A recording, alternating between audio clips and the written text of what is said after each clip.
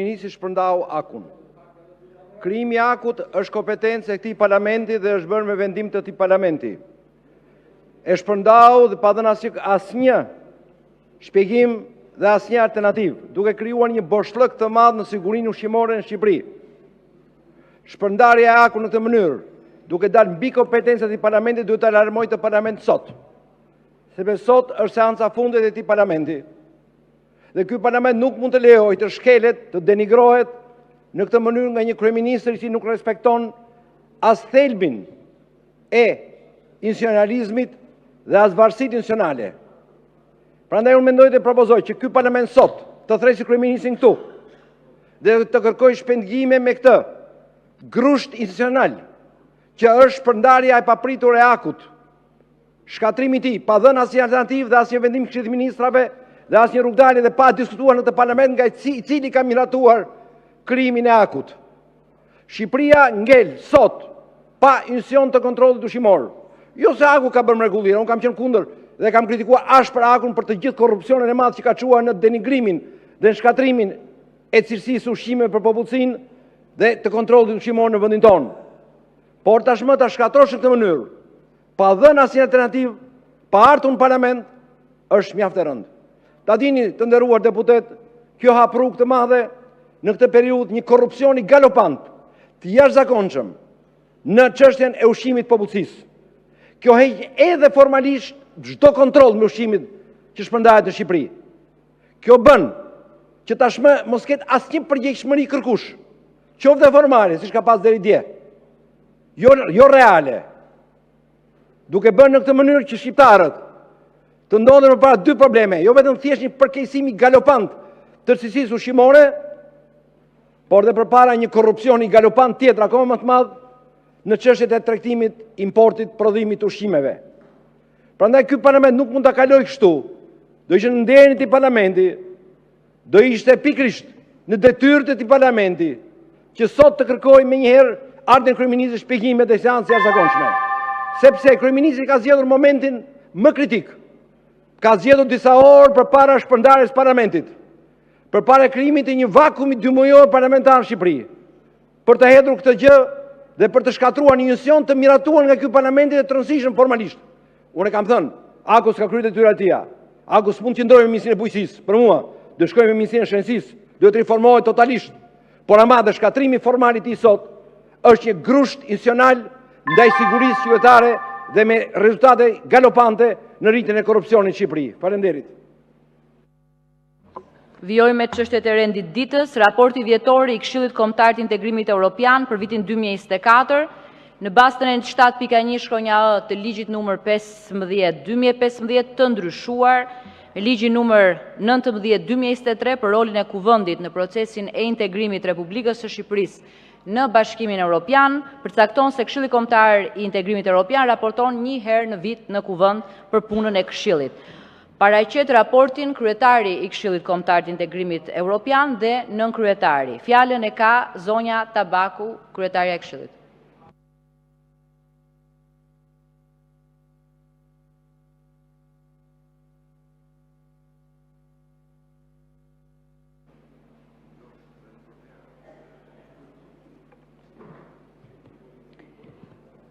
Një kapitull mbyllet fatkeqësisht pas një farë suksesi dhe jo me atë sukses që të gjithë do të kishim dashur. Me ndjesinë e përmbushjes, por me shumë pikpyetje, me shumë pasiguri për rrugën që Shqipëria ka përpara, veçanërisht në procesin e integrimit evropian. Shqipëria nisi negociatat me Bashkimin Evropian jo sepse i përmbushi kriteret, jo atëherë kur duhet t'i kish nisur. Në vitin e largët 2013, kur Shqipëria ishte shumë pranë marrjes të statusit të vendit kandidat dhe hapjes negociatave. Por rrethanat gjeopolitike ishin më të forta se standardet. Ishte një vendim që u dha si bonus, jo si merit, dhe ne fatkeqësisht nuk e shfrytzuam. Nuk e kthyem në reform, nuk e kthyem në transformim, nuk përmirësuam standardet, nuk përmirësuam normat dhe fatkeqësisht sot vazhdojmë e diskutojmë akoma për standarde minimale të demokracisë. Në vend bashkëpunimit është zgjedh gjithmonë përjashtimi, në vend dialogut është zgjedh heshtja, në vend të shtrirjes dorës gjithmonë uzurpimi i çdo hapësire që ka pas opozita. U krijua një komision ad hoc që shumë shpejt u shndrua në një instrument të njanshëm të majorancës për të përqendruar pushtetin dhe jo për të çuar përpara reforma. Kam pasur privilegjin dhe kënaqësinë që të drejtoj Komisionin për Çështjet Europiane, por njëkohësisht dhe privilegjin për të udhëhequr Këshillin Kombëtar të Integrimit, një model i krijuar me një frymë europiane, bazuar mbi modelin e Kroacisë, që e ndau procesin e integrimit nga interesat politike të ditës, po fatkeqësisht gjatë vitit fundit ka qenë e pamundur që të ushtrohet funksioni dhe ka qenë e pamundur që opozita të ketë hapësirën e vet në këtë proces.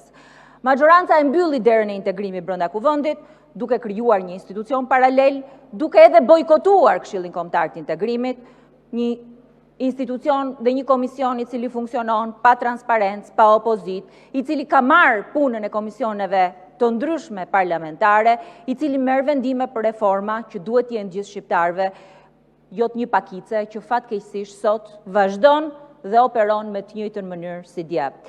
Ky komision është duke avancuar edhe për ndryshime thelbësore në ligje, për ligjin për deklarimin e pasurisë, për ligjin për konfliktin e interesave, për financimin e partive politike, pas një diskutim, pas një konsultim, në një kohë kur projektohet që nga shtatori do të kemi 83 vota, mjaftueshëm për të ndryshuar çdo ligj organik, pa patur nevojë të dëgjoj askënd. Kjo nuk është rruga europiane. Kjo nuk është rruga e konsensusit, kjo është rruga e kontrollit. Kjo është rruga e përjashtimit, jo e bashkëpunimit. Nuk ka Europë pa institucione të cilat janë gjithë përfshirëse, që përfaqësojnë vetëm një palë. Nuk ka integrim me komisionet një anshme, me vendimet një anshme, me reformat mbyllura në dhoma të errta. Nuk ka besueshmëri kur nuk kryhet një diskutim kombëtar për këtë proces, e kur nuk kthehet procesi i integrimit në një diskutim me të gjithë grupet e interesit, për të parë kostot, po njëkohësisht dhe përfitimet, për të diskutuar për legjislacionin që do të miratohet, për të përgatitur biznesin, se cilat janë reformat që duhet ndërmarrë.